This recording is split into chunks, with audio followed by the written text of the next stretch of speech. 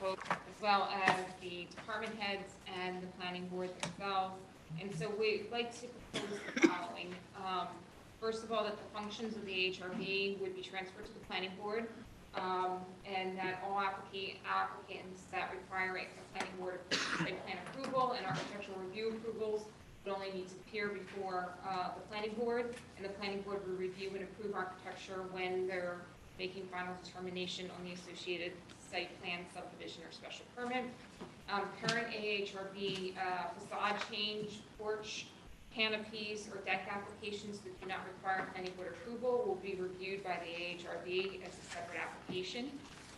We are proposing that the current AHRB approval exemptions would follow through as they are now.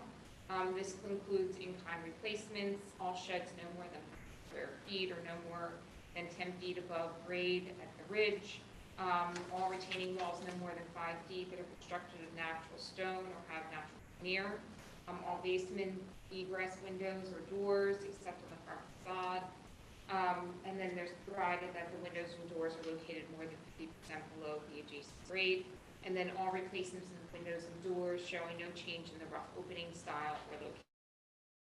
In addition, as part of this reorganization, the AHRB would also adopt procedures by resolution which would allow for applicants to no longer need to seek board approval, but certain applications could be processed through the building department, similar to what is already established as for fences. And this would include, continuously include fences as well as walls greater than 5 feet, signs that are not located in the historic district, and awnings also not located in the historic district.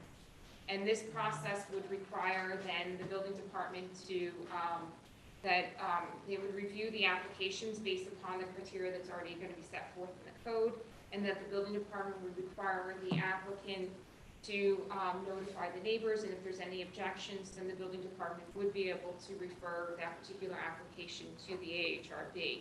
The building department would also be able to obtain recommendations from the planning board as needed, and applications processed when the building department would be able to appeal any decision by the building department to the zoning board of appeals.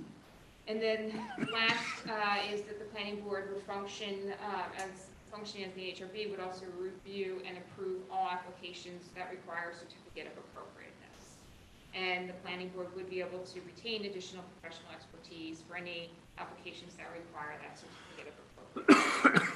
So this board asked the planning board for a recommendation, and there are two things that the planning board would like this board to consider, which we automatically put forth into the local law that's before this board this evening. The first was that we were contemplating expanding the planning board, the number of planning board members, and at this point in time, the planning board is recommending to keep the number of members at 5. And if at some time in the future it needs to be expanded to 7, to do so at that time. And then the other is that there was a discussion about creating a subcommittee in the planning board to try to expedite review of some of the AHRB applications if there's facade changes, porches, canopies, or decks. And at this point, the planning board would like to see how many applications actually appear before their board in any given month. And then if for some reason the number of applications are high, then they would consider creating the subcommittee. The local law that's before this board does allow for the planning board to establish a subcommittee, but doesn't mandate it. And so those were the only two recommendations from the planning board that differs from what was presented. Okay, thank you. Any questions or comments for Valerie? No, Mike, you're the most familiar with it since you were the chair of the HRB. What are your thoughts? I am very much in favor of this. In fact, I brought this to the board some time ago. I think that Valerie, Steve Hunter, Yair Rosenkrantz, Rob Lane's here, some other folks on those boards have been very much in support of combining both of the boards. There is a tremendous amount of overlap. It has often led to confusion, frustration, and in some instances lawsuits against the village because of conflicting opinions and overlapping purviews. And I think that it's in the village's best interest. I think it's in the best interest of, and I include applicants, I include the boards, I include this board. So thanks, Valerie, for negotiating this nuanced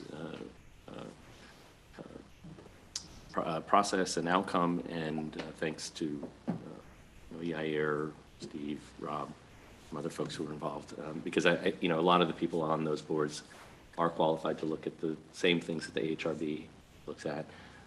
And so I just think it's going to be a better process, a simpler process, a smarter and more efficient process.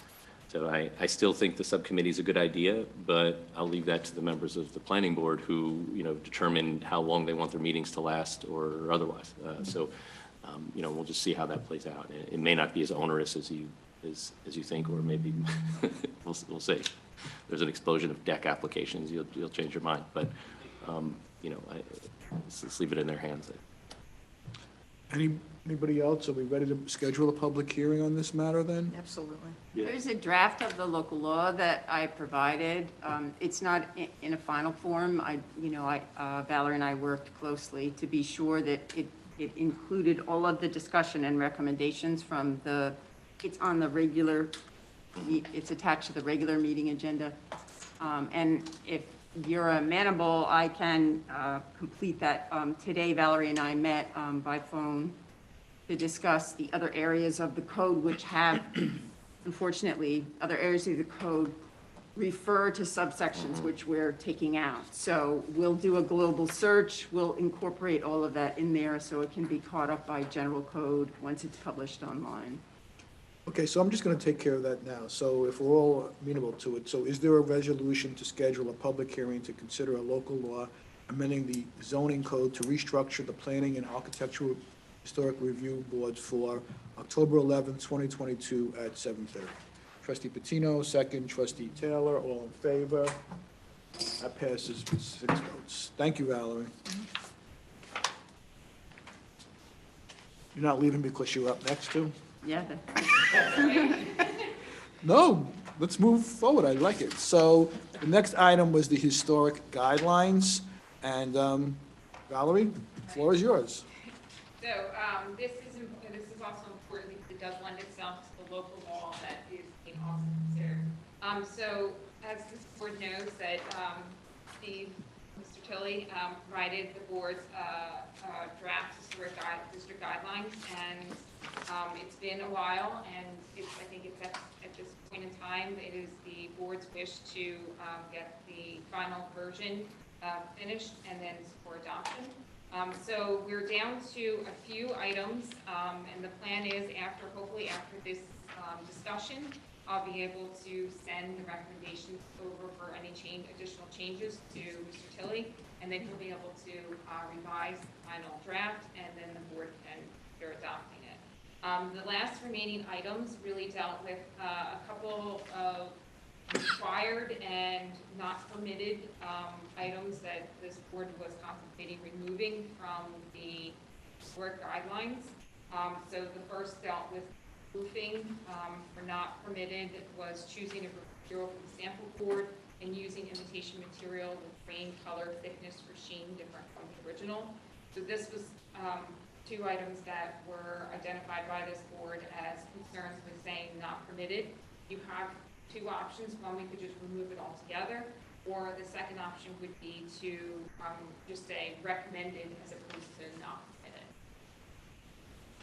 And again, I'm going to talk to you, Mike. So you feel that this is too restrictive? Well, maybe I should just give a sort of global overview, because there's a lot of points. I don't know if we want to go back and forth on each of them, Right. But I think that, in the spirit of this, at least at the AHRB, when I was on that board and when it was approved and sent to this board, I don't know, say maybe 4 or 5 years ago, it was that, it was very hard to get that board to agree to this. And one of the important things in negotiating the other board members' agreement was that this not lead to an overly restrictive environment. Mm-hmm. And so we laid out a few guidelines as to what we thought would be overly restrictive and what wouldn't. And the resultant the resultant guidelines included many of those items which we believe to be overly restrictive at that time. And so I have just gone through and highlighted just a few of those, and there's some of these are very minor points. There's 9 points here, but some of them are quite obvious and quite simple. Not permitting someone to have a play equipment in their yard in a historic district is quite obviously ridiculous. Some of them are not quite so clear. Do you require windows to be built exactly the same way as they were 120 years ago? I would say no. I think there's quite a lot of advances in, energy conservation in terms of windows. So, those are arguable. So I just think it's in everyone's interest to read through and opine to what, whether they think these things are overly restrictive or not. But my point is that these items highlight those ones that the AHRB at the time recognized to be overly restrictive. And so I think we should modify the language to some degree. And that's not to modify, other parts of it, but just some of these issues. So do we feel as a majority of the board that leaving the suggestions, which I think, we've all looked at this before, and the suggestions, as Valerie has indicated, have come from us, should we direct Valerie and Laura Lee to make it the least permissive requirements, or do we want to be more restrictive? I'd like to see it be less restrictive. And, I'm also concerned that these guidelines are crafted, and work very well for the single district that's now an historic district, which is Belden.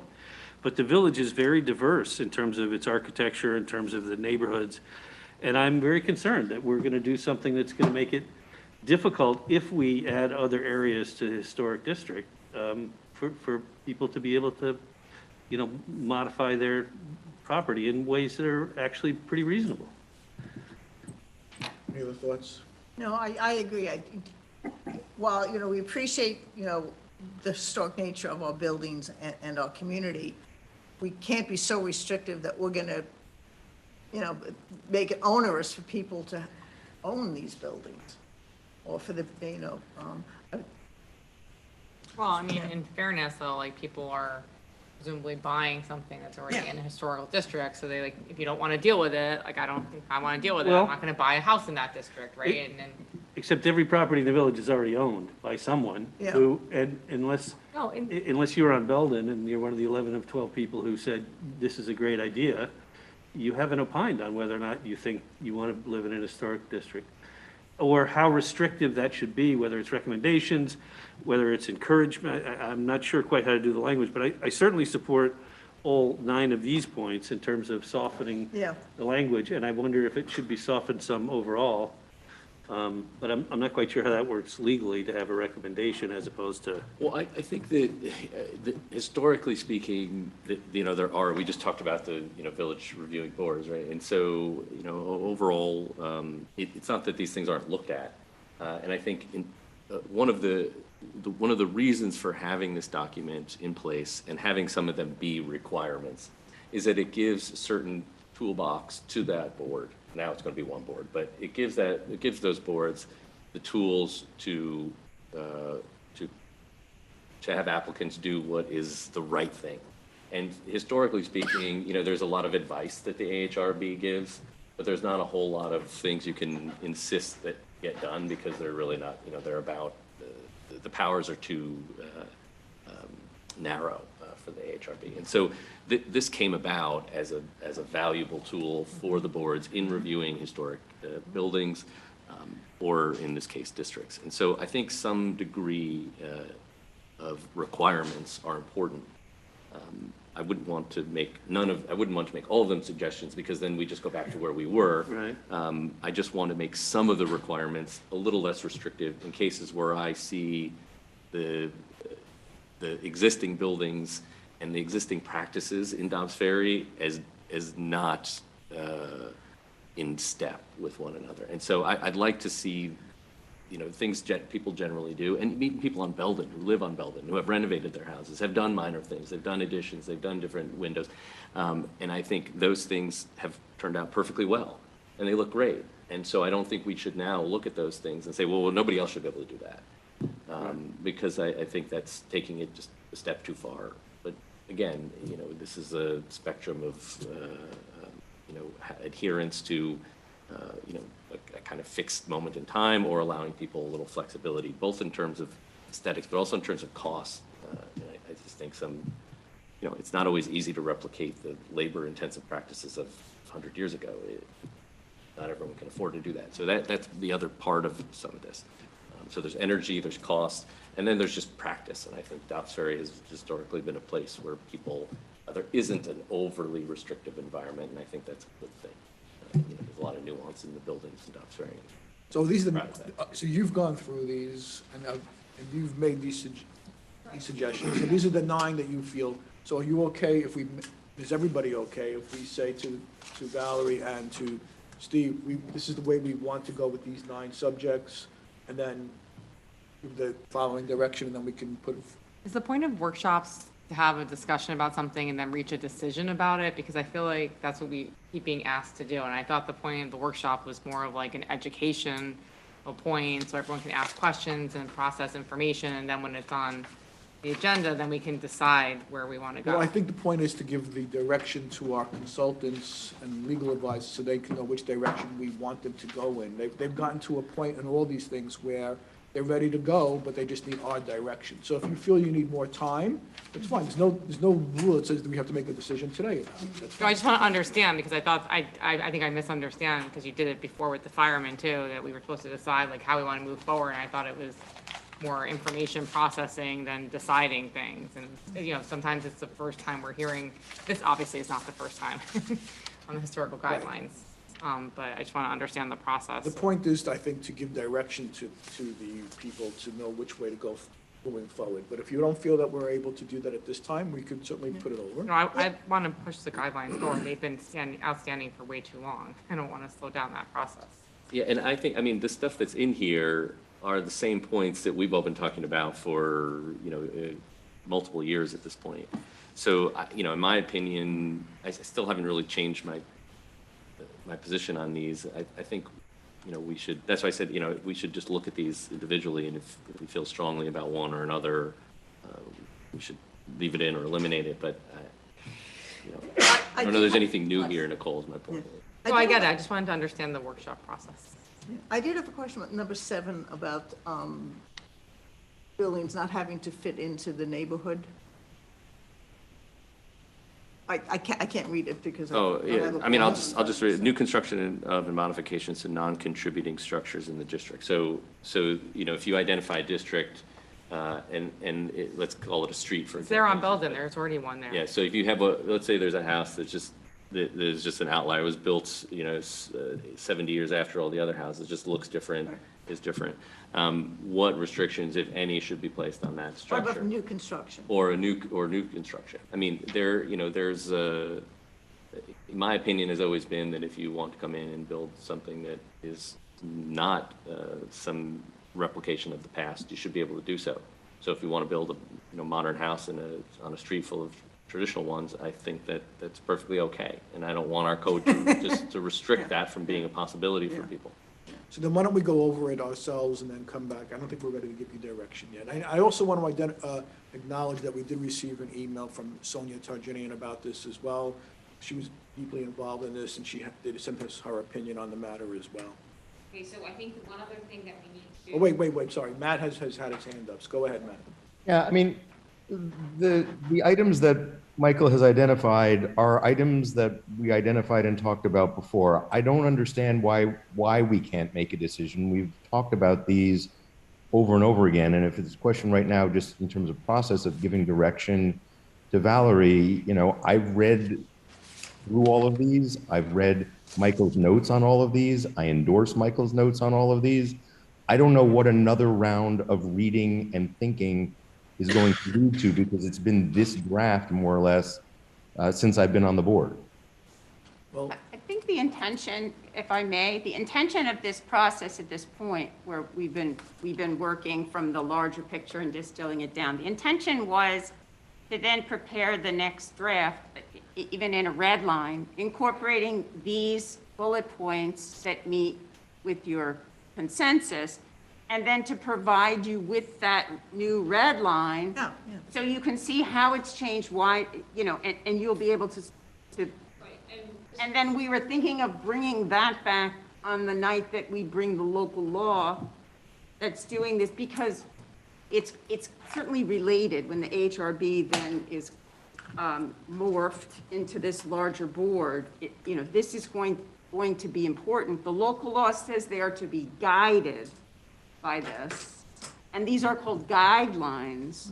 So if they are going to be mandatory in any way, they need to be in your code.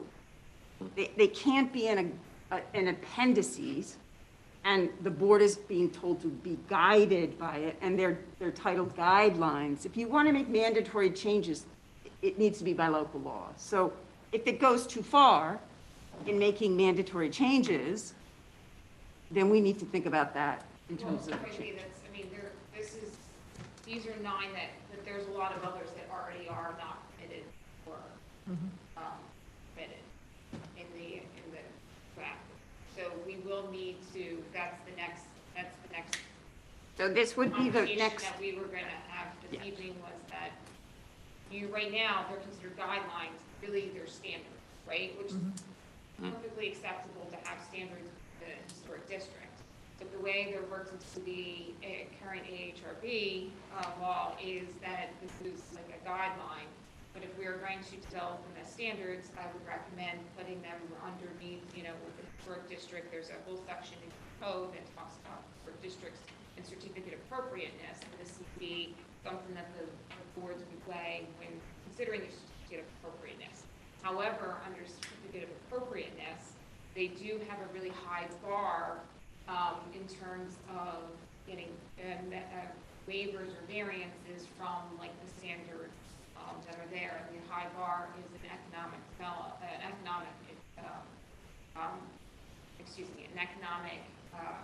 argument they have to put forth. But the economic argument itself is like you almost cannot make any profit or have any sort of economic. so it's like it's equivalent to the standard of a use variance, which Right, is or almost a impossible right, to really. get. So we would recommend developing some other sort of waiver that allows the board to say, okay, if you're not going to use this material or that material, we will allow that because of, certain circumstances. Right, but I'm getting the sense of the board, and maybe correct me, that some of the trustees don't feel they're ready to do this. I'm happy to work through these 9 now. We can give you direction, but I don't know how everybody else feels about it. So. I'm happy to get a red line of the next, and I am too. But we should give them some direction on these 9. I'm fine with all 9 of these. Same. So why don't we start there? We'll give a red line version. This way, I think the other point is to prevent Mr. Tilley from giving draft after draft. That's the thing. I didn't want to have red line after red line after red line. I think we're getting close to the end. I mean, we only have 9 items that we really need changed in the current draft. So Well, how about number 9? Can we all agree that play equipment should be removed from this provision? You're not supposed to come on up, Steve, because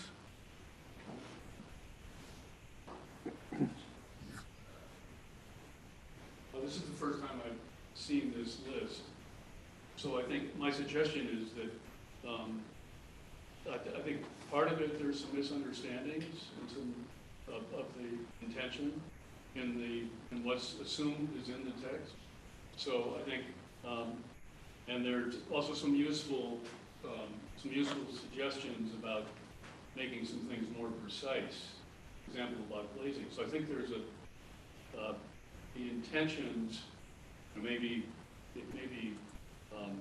some of these things need to be polished more and clarified more, because I think I'm hearing things that are not at all the intention. The intention was, so what I suggest is that I actually annotate these in response, and then maybe make some corrections so that you have the benefit of that as you're reviewing this set of suggestions. And certainly dialing back pieces from permitted and not permitted, which was a part of an advocacy that was out there to recommended and not recommended, because in the national, the Secretary of the Interior's guidelines that I think Sonia attached, see, there's a lot of clear overlap between those and what I'm putting in.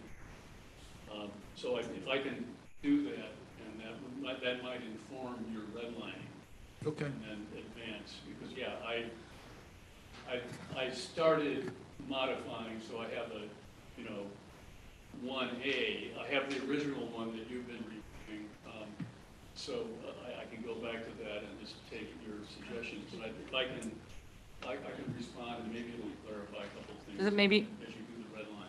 does it maybe make sense for you just to have that conversation with Valerie about what the original intention was, and so then you guys work on the language together and then present it to the board, rather than piecemeal? We did another set of guidelines together, another municipality. Good. Can I just leave you with one thing when you do that? I think that these are essentially the same comments that I sent around like a few years ago. Yeah, I actually haven't seen them, I'm sorry. Oh, okay. And I think that the advocacy component was saying something very different in this process than the AHRB was, or so. And so I realize that you. Anyhow, I understand the intention part, but and again, this is my reading of what this means. If I'm coming in and I read this guideline, this is what I understand. And if that's not the intention, then that's part of how this process works. If you can clarify that, we'd be happy if you clarified it. And in some cases, I think it's obvious that they're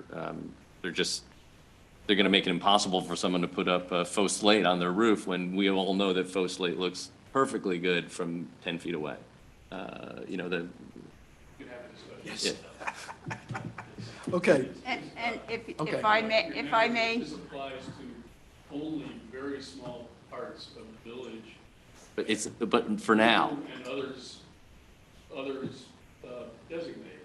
And so it's not a wholesale thing about the village. And we did anticipate future, and certainly lots of leeway in other parts of the village for different kinds of architecture and modern buildings and historic. Okay, so I don't want to get into a back and forth And- tonight on this. I just think and simultaneously with this, if Valerie and I could also work on a draft in the appropriateness section, because there has to be due process in terms of coming in and asking for things that, that the guidelines may suggest are off. So I'd like to take a look at that area that Valerie and I were just talking about, where you have to have an opportunity to come in and present your evidence beyond the financial, which is basically impossible. to meet. Okay. Can I throw something in just as a consideration? I don't know if this would work or not work, but if these are called guidelines and yet there are requirements, and that is a question of, are they requirements? Are they standards? What are the implications for the code? If we were to want to keep them as guidelines, but then put some sort of rank ordering of intensity with which they should be considered. So something that is now a requirement would be a number one top priority consideration, and something that is, suggested would be a number 5, and whatever scale there is in the middle, so that maintain. Can I just say that I think it's a bad idea for a number of reasons. I will just say that the guidelines serve essentially no benefit to the AHRB at the moment, and without them becoming part of the code, this is all a waste of time. So I think they have to be that, and I think it's just too nuanced. What you're describing requires too much thought, too much brain damage on the part of applicants and reviewing boards. So It's even I more may than that. simply because we be have a- revealing the brain damage I already suffer from. No, because we have a vision plan now that the boards don't feel comfortable enforcing, because it's really not part of our code. It's just something that should be part of our code. And so that was the whole point of making this something more, that had more meat to it, so that it would really apply, and the applicants and the boards would understand what the expectations were for these districts. So I think the only part left, Matt, that's important is the one that Lori Lee mentioned, is that how is the waiver structured as part of the code revision? Because that's important. There were some earlier ideas about a proof of economic hardship, which we all determined to be too onerous and too invasive for applicants. And so there needs to be some way and some process that's laid out and is reasonable. Okay.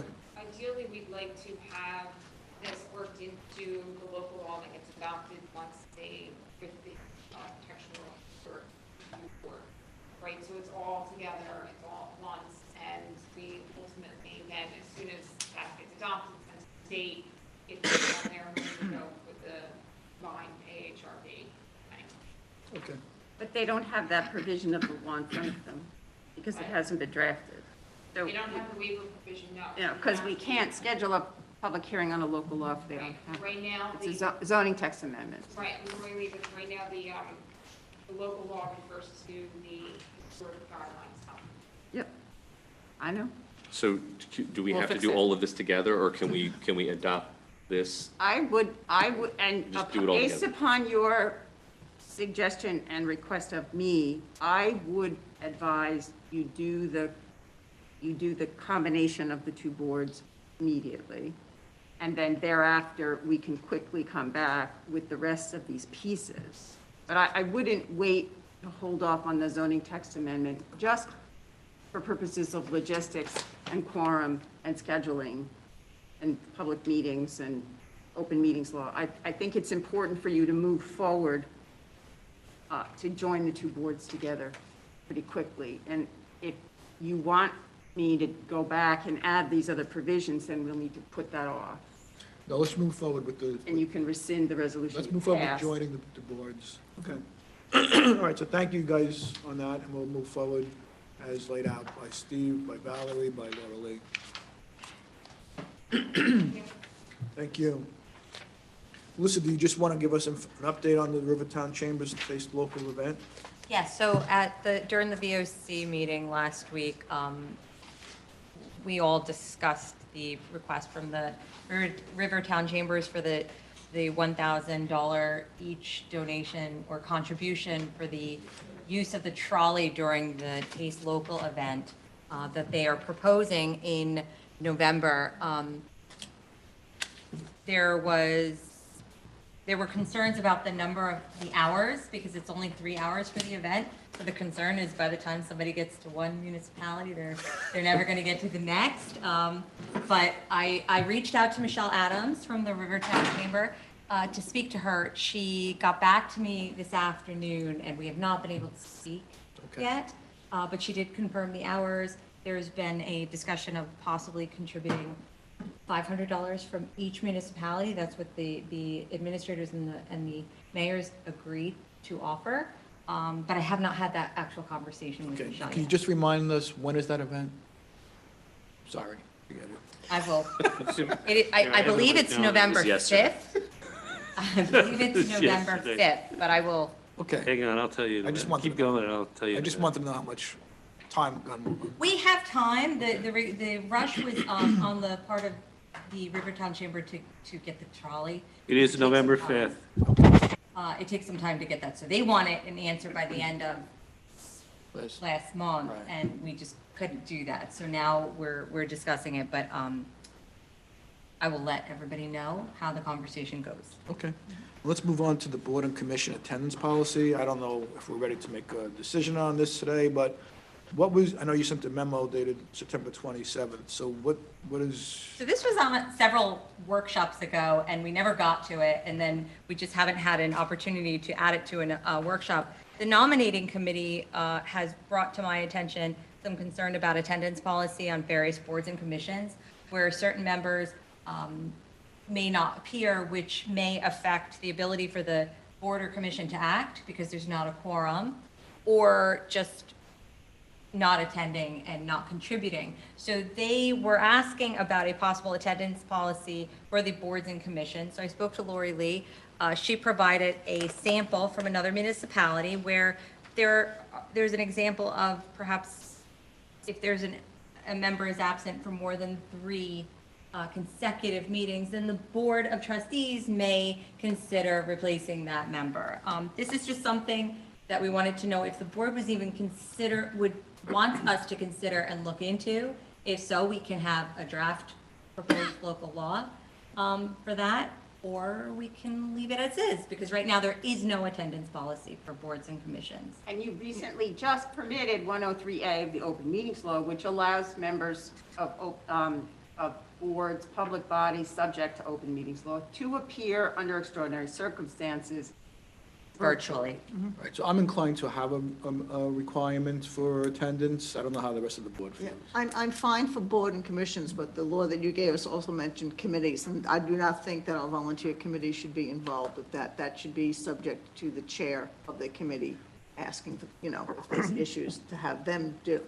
So deal which, with it. so do you mean the ad hoc? Statutory. Statutory committees? boards and commissions, boards that actually have Planning, Power. planning board. Like the planning board, zoning board, AHRB, I guess the rec commission might So be not involved in that. I don't know what else, but typical committees, I don't think should, it's hard enough getting people to volunteer these days, One way to handle this would be to say, in the event a member is absent, and when the chair, instead of the word shall, you could say may notify the May, Board of yeah, there you Trustees. go. And that would give the That's more- chairman, yeah, that's if better. they're frustrated that somebody just isn't paying attention and not part of it, and they feel like they need people for a quorum or whatever reason, they have the ability as a chair to do that, but they're not forced to. Yeah. I think putting an additional burden on the chair of these volunteer committees is not, I think we need to do that very carefully. So yes, you feel that we should have a attendance policy? I don't have a problem with an attendance policy, but I would put it to Right. that the chair of the committee may send something to the board. Yeah, because that at least gives the chair of the committee some Yeah. control. So they don't over have it. to, but, Yeah. And they don't have to, or they can, but at least if they feel they have to, they can. Right, Matt, what are you thinking? Well, my initial thought to this was that it was going to have a chilling effect on people being interested in volunteering. Wait, I'm going to volunteer my time, and then if something comes up a few times, I'm going to get kicked off. Why would I bother? I agree with Larry, but I more strongly agree with Donna that, the boards and commissions that actually have jurisdiction and power to make decisions on behalf of the village is a different matter, and the AHRB has been plagued by lack of quorum issues. So I certainly see that and the effect that it has on applicants. But things like the traffic committee, where I'm also the liaison, there's no applicants before us. There's suggestions that the traffic committee makes for traffic safety, but if there's a meeting that is missed for lack of quorum, there is not an immediate negative effect towards an ongoing project. So I do think that, Larry's solution may solve it. But I am concerned that it will make it harder to do the already hard job of getting volunteers. Mike, what do you think? I think this is an example of over-governance. So I'm just generally against it. I think that people volunteer their time, and we should just be thankful for it. And I think, kicking someone off a board because they're missing meetings for whatever reason, because, But you were the chair of the AHRB, you had this problem. and I talk to those people. I think it's the chair's job to try to manage that. And, I think that's the best way. I don't want to make it a bigger issue. But if the chair feels that somebody really isn't contributing and they can't get a quorum and there are other qualified people, shouldn't the chair have the ability to make a recommendation to the Board of Trustees? That the person be removed? Yeah. Sure, if the Board of Trustees is going to find another person to replace them. I mean, Well, I'm part of saying the if there is a problem has person. always been, But again, the chair can decide, well, there's nobody else and this we're gonna do. I see the chair as being, to give them the ability, but not the requirement. I don't see a lot there's of logic committees to what you're being saying. I just think oversubscribed. I think it's something we shouldn't get involved with. That's all. I think we should. I don't know how the majority feels about it. Should we give something less restrictive, sort of what? Yeah, the way Larry has Larry it, said the it. problem is that if we have boards that applicants are waiting on, and they're not fulfilling their job of attending these meetings to have the quorums, and as a result, residents and applicants are being penalized, But we have that problem because we don't have more volunteers. And if we have a policy that may prevent more people from becoming volunteers, we're going to exacerbate. It doesn't current seem to be problems. an issue, I mean, I don't know, but my time with the planning board, there's never seemed to be an issue getting people for the planning board. That's right. There hasn't been, but there might be. No. There has been. This is, Well, AHRB then- is well, a then- perfect then they example. don't We can see get- that. The again, reason we don't have a If we do a quorum. shall rather than a might, you know, whatever, Larry I'm just said, saying, whatever, the- then that gives the chair an opportunity, if there is somebody in the wings who can do it, and they, in the meeting, and the quorums aren't being met, meetings are being canceled because people aren't showing up, and he does have somebody in the wings to replace that person. then it would be up to Let's the just chair. walk through scenario. Yeah. I'm just gonna, so there's a lack of quorum on the AHRB for, 3 meetings in a row. Right. And so we take 2 of those members who have been, who are perpetually truant, and we remove them from the board. Now, it's not that there hasn't been active intention to recruit more people to the Right. AHRB. So now we're missing those 2 people. Now we have a permanent lack of quorum. And we have Which is why no we're combining the new boards. volunteers. No, but this No, could but I'm happen just- with another yeah, board. This right, could be the planning board 10 years from now. I mean, we just don't know. And so now what do we do? Well, And if they now, can't- so they now don't- we've potentially scared off someone from volunteering. We've removed 2 people who don't show up anyway. So now even if they wanted to start showing up in the future, they're gone. But they don't have to remove them. What I'm saying is it shouldn't. What would the action be? They're going to refer the board of trustees, and what are we going to do? We're going to No, send a no, stern they letter? don't, the way Larry had mentioned it, is that if the chair feels that he needs to do something. he But or what she- do we do when we receive that information? What do we do with that as a board? We get an email from Peter Huffman, and he says, Paul hasn't been showing up lately. What do? We let Paul a letter, you're no longer on the board? Or we all send him an email? I mean, what do we do with that information? Is my point. So now they shall, it doesn't matter what the requirement is. What are we gonna do? Well, Peter will come to us and say, he hasn't showed up at the last 3 meetings, he doesn't seem interested any longer. I think you should remove him and put somebody else on, then we will take that action. What if we don't have people who wanna be on zoning Well, board? then you don't remove them. In this, in the So what's the- sample, it's. And for something kind very of- embarrassing has happened in public. Yeah, in the sample, it's just for. Sorry, Paul. I know, Paul, we don't it's mean for I pick on you. absences that haven't been excused, like it just encourages the members to speak to the chair, and then you deem to be excused, and it says the member may be deemed by the Board of Trustees as having resigned. But, yeah, I think it should be the chairman. I am sensitive to the idea that if you're trying to get somebody to volunteer for a board, and, 3 strikes and you're out, if that's the message, No. for something that's purely volunteer, maybe it does discourage people. But I think it's something that should be managed by the chair of the board. It's my main point about it, think, not us. yeah, I think that depending on the board, 2-3 times could be too short, because if you have like the planning board or something, or like, I don't know, not the planning board, like HRB or whatever, being like more than once a month, like 3 times could be really short. I think this originally came up because sometimes there were certain boards that were having difficulty making quorums month in and month out, and when you're only having 1 meeting a month and you're asking people to show up and you can't get a quorum, it's hard to get things done and to be productive. I think it was more intended so that the chair, who's also a volunteer and probably their friend or colleague, community member, didn't feel like, hey, I'm going to fire you from this committee. It was like having a little bit of, I have to give you this morning, and or more like a premise for them to have a conversation. Do you really want to be on this board anymore? Maybe your life's changed or whatever. And so maybe something more flexible would But why get does that that done. have But I to think be that was the legislative? impetus for at least me raising it as an issue and wanting to have some sort of policy. I don't think it needs to be a law or anything. I mean, I don't think it's set up that way. Maybe I'm wrong. It's a tool.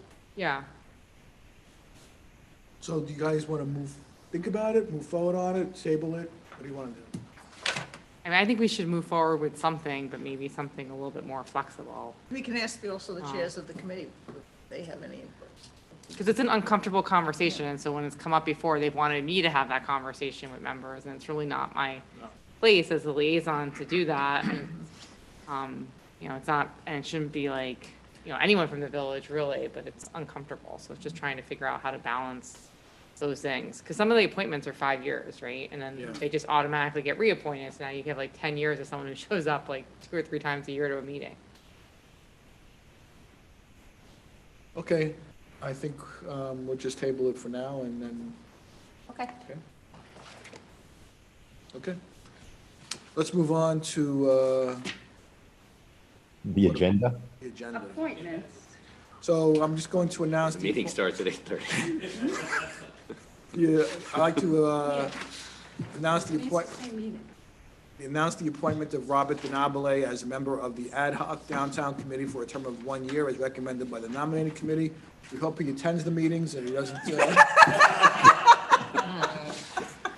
But we also like to thank him for volunteering, and I hope he doesn't miss 3 of them in a row. Yeah, or they'll be held to pay. Well, when will the microchip be inserted so we can? Thank you, Robert. Is there anybody here for courtesy of the floor? Is anybody? Oh, yes, Patty, come on up, talk about Ferry Festa. Ferry Festa, is that coming up? Okay, so, a couple of things. First, before I talk about Ferry Festa, I've served on a number of committees. I think probably more than 30 in my years here. And what I can tell you is some of the best work that's done by committee members are by people who can't attend the meetings, but who take on the task. So I don't think you'd want to take this anywhere near a committee. I have confidence in our chairs. If they have a problem, they should be able to work it out. I think Larry's point was exactly on point. The chair has the ability to talk to the guy and say, if you can't make the meetings, do you want to step down?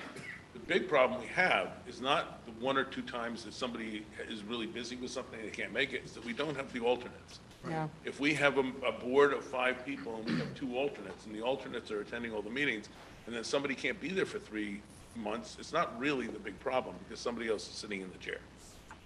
As long as they come to all the meetings and participate, because then they're versed on what it is and they can make it happen. So, enough with that, on to the Ferry Festa. So, I just want to remind everybody that Saturday is the Ferry Festa. Actually, I think we're now at about 85 vendors, which is, That's good. that's pretty good. And What did we have in the past? Well, we've had years where we didn't have 85 because of weird things going on. I don't think anything that can compete with what we've gone through for 3 years. I mean, there was a lot of rust on the organization. Yeah. I think we should be, there's a very good chance that we'll be close to like 100. We've certainly had 100. I think the most we've had are years like where we had like 130 or 140. But I've also had people in those years complain that there's too many vendors doing the stuff. So I think we should be fine. Is Gaga coming back? Because I told people we have Gaga at Ferry Festa. Well, I just sent an email to people who said, I think Bruce Springsteen might be playing down at Doubledays. I have somebody from San Diego actually saying, if he's really going to be there, I'm going to fly in. I had to say, well, I'm not guaranteeing it. But I think we should be in good shape with everything. The police department, the DPW, they're all totally knowing exactly what to do. The rec department's been excellent. They've got everything kind of set.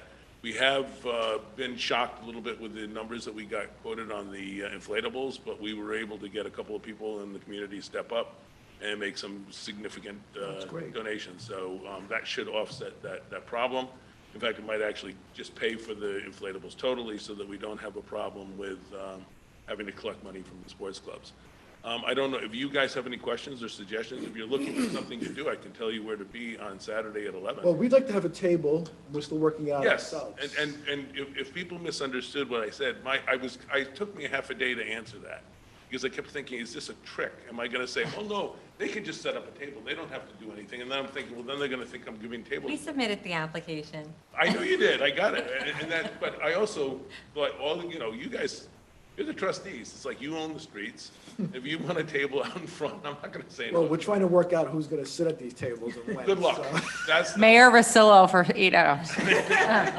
that's, Probably yes. yes, that's the more challenging I part. think the bishop is visiting, so maybe he'll come Cardinal. up. Yes. Cardinal. I'm sure he will come up. Cardinal.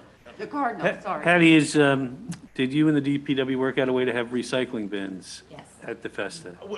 I'm gonna say yes, we've Yes. discussed it, and I hope that it's gonna actually happen. Yes, it is. Yes, so I think we're good with it. I did tell the task force that I'm a member of, whose idea this was, that if they really wanted that to happen, then they need to do what they did at the River Market. They need to have a middle schooler or a high schooler standing near those and saying, that goes in this bag. But that's not gonna happen. At least it sends a good message to people Yes. that we care. And people are conditioned to look around where to put their cans and. Some people, it'd be interesting to see if there's a difference at one end of the street than the other. But it, you know, different levels of concern on different folks. The only thing I think that is a challenge is the parking lot. And I don't know if anybody's around who would want to help with the parking lot. I know that some people have done it before in the past and done a really great job with it, so. Liz maybe- is unavailable that day. Are you out of town? I have a wedding. Well, when's the wedding? What time? Well, I mean, I don't know if you know, but 3 years ago, we had a glitch. We thought there was a group that had formed to do it. And we found out on Thursday that what they did is they wrote a series of recommendations of how we should do it. They weren't planning to actually be there, and Liz showed up, and she and I did it. And I'd say it was the smoothest parking lot I'd ever moved. Now you know how to do it, so you can handle it. Well, I don't think it was me that made the difference. I think it was the officer here, actually not officer. Should have been Master Sergeant, but never made that rank. But she did a great job in it. She really made it work. So if anybody's got any questions, I'm easy to reach, let me know.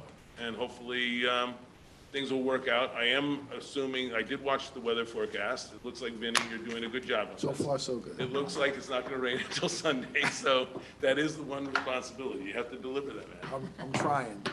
Thank you very much, Patty, for everything that you've done. See you guys later. Thank you. Is there anybody online who has courtesy? Okay, so let's move along. Let's consider a resolution to amend the master fee schedule to include fees pertaining to removal of trees. Melissa, you want to talk about that? I'm actually going to ask Lori Lee to talk about that because And I'm actually gonna, oh no. Yeah, that's fine, you can ask. Lori left. This came back because trustee Patino was kind enough to take the topic to the tree commission to ask for their input. So we're looking for establishing a fee, because you adopted your local law, which requires an in lieu if you can't locate all of the replacement trees on the property or for other constraints. So this is for the charges for the replacement trees if you've removed too many in violation or if you're doing a replacement plan. And so the recommendations came back after Valerie had gotten an estimate, and she established that it would be between $366 and $400 per DBH. I don't know if you want to establish one or the other or leave it as a range, but this is for the replacement in lieu. So I would recommend there be like a dollar number. Yeah. Yeah, so I did some research. I contacted a couple of landscape companies to find out what it would cost to plant a 2-inch or 3-inch sort of average cost. And so I got this average. You know, it was, well, depends on what type of trees, first question. What are we planting? You know, a lot of things. So we have on the lower end, $366, and the higher end, $400. But to call it the higher end, this is even still according to the tree commission, this is still kind of on the lower side. And this is, our initial number that we had from Valerie was just the cost of the tree. So this includes the cost of the tree and cost of labor, which I think is important. And so, it just, if you were to calculate this out, and you're removing a lot of trees on a property, the number gets pretty high. So the intention has always been to encourage people not to take out a tree in the first place, and I think it goes a long way. But I think we should pick $1. I agree. So with it's a you. $400 or $375, what should? We split the difference, maybe just do it down the middle, I don't know, 375, 380, something like that is fine. What does everybody else think? I'd say 375. That's Yeah. fine with me. Valerie had recommended the 366 number as a follow-up, but again, it's ultimately your decision to make. Right, so let's just do 375. So I have to do this motion, right? Well, yep, you'll make a motion and then as revised. All right, so is there a motion to revise the master fee schedule, tree replacement fees, as tree valuation as $375 per DBH? Trustee Patino, second. Trustee Rosenberg, all in favor? That passes with 6 votes. And I'll get a revised resolution to Liz in the morning. Okay. Item number 3 is to consider a resolution to authorize the execution of an energy performance contract with Honeywell, and enter into an equipment lease purchase agreement with the Bank of America. Laura Lee, is this you? It's actually Melissa and I together, yep. We had an initial meeting, and Jeff attended as well with the team. And this is to authorize entering into the contract, and it's also authorizing you to establish the appropriate individuals who then will be able to sign off on reimbursement after the initial outlay of funds. Again, this is a lease purchase. Bank of America will send the entire amount into escrow at Webster Bank. Webster Bank then will be the escrow agent, and you'll be submitting invoices to them for various things throughout the project. Okay, so we've discussed this. Did you want to discuss the windows? Well, I was just going to say, we've discussed this, this package, and I think we're ready to move forward on it. I know there is a question about the windows, and I think if there are any, I know Mike and you, Melissa, and other people, and Dan Roma will review the situation further, and if there is a decision on changing the windows, we will do this as a separate change order. Correct. Correct? Correct. Okay. And is Honeywell fine with that scenario? There's no issues? Honeywell is going to get the pricing for the windows, and then I think that you and Dan said you were going to look in the wall to see if there was Yeah. any hazardous material, and then we'll bring it back to the board, so the board can consider whether or not to pursue the aluminum clad windows or the vinyl windows that are, the vinyl windows are included in this project, but this way we're not holding up the price, we're keeping our, the low interest rate of the 3.2%, and we can move forward with the project. That would be a change order, even though we said no change orders, that may be a change order. Right. Okay. And keep in mind that Honeywell did indicate that having an estimator come and complete this might have an expense associated with it. Right. Okay. So is there a motion to authorize the village administrator to enter into an energy performance contract with Honeywell and to enter into an equipment lease/purchase agreement with Bank of America National Association? Trustee Patino, second. Trustee Taylor, all in favor? That passes 5 votes. Are you abstaining or voting against it? I don't know, I wasn't, I was at the last meeting, like virtually, I was listening in, but I didn't get to ask any of the questions, and I thought that this was costing us more money, but this seems different than what the total had been before. I'm just gonna abstain. Okay. So that passes with 5 votes. Liz, I want to make sure you get that. It's 5 votes yes, 1 abstention, and 1 not present. Let's consider a resolution to amend the village procurement policy. Melissa, do you want to talk about this? So, yes, so last couple of workshops, the board reviewed the village's procurement policy changes that were proposed by the village treasurer, and this would be to change the, authorize the village administrator to be able to sign some documents. The board will still have oversight because all of the fees that are paid will go through the audit of claims that are on every board meeting. It's also changing the estimated amounts that require different verbal quotations, written quotations and such. So it's modifying those numbers. And we've discussed those numbers Yes. Previously, and those numbers are laid out in the procurement policy, correct? Correct. Okay, so is there a motion to approve changes to the village's procurement policy? Trustee Patino, second. Trustee Rosenberg, all in favor? I thought we were doing it differently, though, so I'm gonna vote against it, because I think that the .1, I think it should be higher for the department heads than 2,000. I thought, yeah, it's not, am I looking at the wrong thing then? The estimate on I don't know, the, it's very hard to follow everything. on page 25 of the whole document, the I don't have estimate page number 25. 4. I'm considering a resolution to amend the village's procurement policy. So on, Go to 25 with 65. No, it's only 6 pages. I So mean, go to page 4. thank you. There you go. It's between 1,000 and 34.99 would be 2 verbal quotations. Is that what? is that- right, number 4, the estimated amount for the purchase contracts is 1,000 to 3,499, requires 2 verbal quotes, 3,500 to 19,999, 3 written quotes, and a 20,000 or above. Yeah, I'm still voting against it. I think that the procurement for the low amounts, I thought we had a long discussion, and I thought we were all on the same page, but I guess not.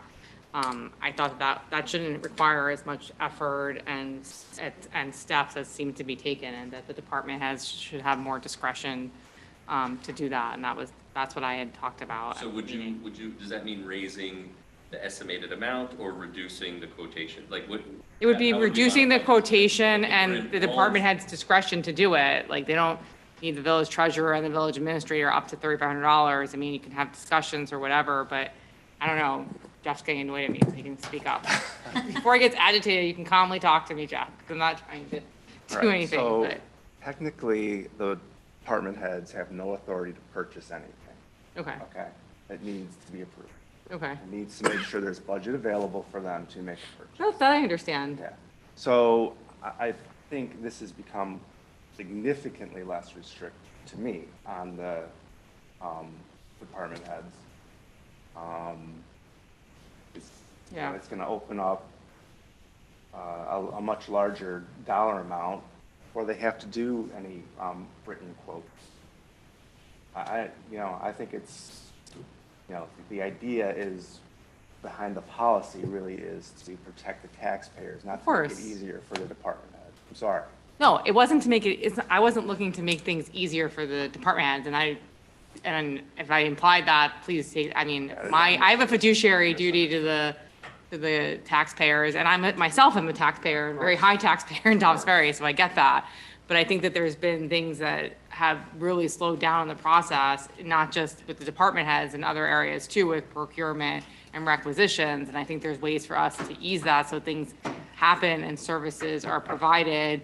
Like this summer, we didn't have the slide for 3 weeks or whatever it was, and I might have the timing wrong, but whatever it is. And so like, that's a benefit to the community, and it was because of the procurement policy, right? Like DPW garage, didn't get fixed as quickly as it could. And I'm sure there's lots of other examples. And so the things I'm talking about are things that benefit the taxpayers and that help us enjoy the community better. But I think there's 2 parts to this. The one part is that I think is you're talking ultimately criticizing this process. And I think, but the other part of this is the discretionary spending, which we essentially doubled. And that was what we Right. met about Right. at the last meeting and sort of came up with a couple of numbers, and those are the numbers here. But I think I guess I'm just curious, how would this be modified in such a way that you think would be beneficial? yeah, I mean, I'm not even sure. What specific changes are we talking about? 'Cause I'm Yeah, for me, everything you're saying makes sense to me. Yeah, I'm thinking, like for the lowest threshold, I don't know that you need 2 verbal quotations. Like, why can't, it's a small amount of money. Most of these things, I mean, they're usually the same things. People are buying them year in and year out or fixing them year in and year out. We have these things. I'm not even sure that us as a board, like the number for 20,000 might be low for what we need to What's approve. the The first one, the 1,000 to 3,500, 2 verbal quotations. I mean, maybe there's something I'm missing in the law that you're required to. That's individual, not like 10, $1,000, $100. right. It's an individual item that costs $1,000 or more. That's the way I have always interpreted that. That's true. My feeling is if the treasurer believes that this is the way to go, then I would defer to the treasurer on this, certainly, so. But Yeah, but I'm even asking the treasurer if the third category of 20,000 and above, like, is that, 20,000 is in the law. it's in our law or No, the state law? state law. That the State. board has to approve it? Correct. Okay. Seems like a low number in They 2022. changed it about 10, 15 years ago. Yeah. It takes them a while. Yeah. Okay. It used to be 10,000. Yeah, okay. It still seems low to me, but I get it. Yeah. I'm just trying to think things can be moved more efficiently. You get two verbal quotations, you could do that on the phone in 10 minutes. The thing with the bidding, Yeah. with the bidding part of this, the 20,000 above, a lot of the purchases are gonna come off of Westchester County, Yeah. New York State, NJTPA, I think is another one, piggyback off of other. The amount of bidding that actually gets done here is very limited. Okay. Okay, so Thank you for indulging me. I think we took the vote, I don't know, I think it's 5. No, I'll vote in favor of it. Okay, so it's 6. Action item number 5 is to consider a resolution to approve the 2021-2022 year-end budget transfers and budget amendment. Jeff, do you want to talk about this? Yeah, this is an annual process that we do. As you know, when we put the budget together, it's an estimate. And this resolution is going to approve funding some overexpended budget line items, which we're not supposed to have. But overall, you will, Overall, within the budget, absolutely. okay, so is there a motion to approve the year-end budget transfers and budget amendment as recommended by the village treasurer's office? Trustee Taylor, second. Trustee Rosenberg, all in favor? That passes unanimously. Resolution to approve a request from Kirsten Connolly for a block party on for Saturday, October 15, 2022, from 4 p.m. to 8 p.m. with a rain date of Sunday, October 16, 2022. Is there a motion? Trustee Patino, second. Trustee Taylor, all in favor? That passes 6-0. Consider a resolution to approve a request from Julia Singleton for a block party on Saturday, October 22nd, from 2 p.m. to 9 p.m. with a rain date of Sunday, October 23rd, 2022. Is there a motion? Trustee Patino, second. Trustee Taylor, all in favor. That passes with 6 votes. Consider a resolution approving the audit of claims as submitted and recommended by the village treasurer. Again, Jeff, do you have any issues with that? Unless there's questions, just a regular claims audit. Okay, so is there a motion? Trustee Taylor, second. Trustee Sullivan, all in favor? That passes unanimously. Okay. Mike, do you have any reports? Yes, the most recent meeting with the CAD, we discussed establishing this fee, so thanks everyone for that tonight. We also, we discussed again the tree planting for Main Street, some other issues there. I missed the zoning board meeting, so nothing. Okay. Larry, do you have anything? Just 2 things quickly. One, the Sustainability Task Force. Just wanted to remind everybody about the law as it relates to leaf blowers that are not allowed until October 15th. And to thank the village because Melissa and others have worked hard to try and raise awareness of that.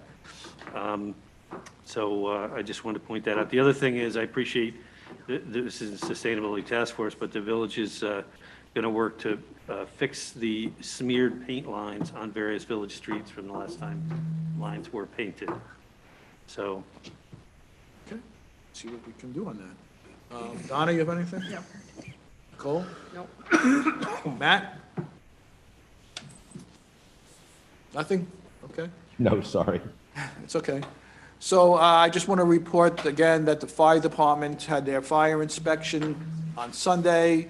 I think most of us were there. It was inspiring to see the firefighters dressed and the fire condition of the fire trucks. And I think afterwards, they also had a barbecue, which we all stopped by at. Some of us stayed longer than others. And I feel like I had something else to do on that day, but I guess not. Is there anything else that happened during the village on that weekend? No? Okay. This weekend, of course, is Ferry Festa, and it's also the 100th anniversary celebration for Our Lady of Pompeii. And if there's nothing further, I'd take a motion to adjourn the meeting. Trustee Taylor, second. Trustee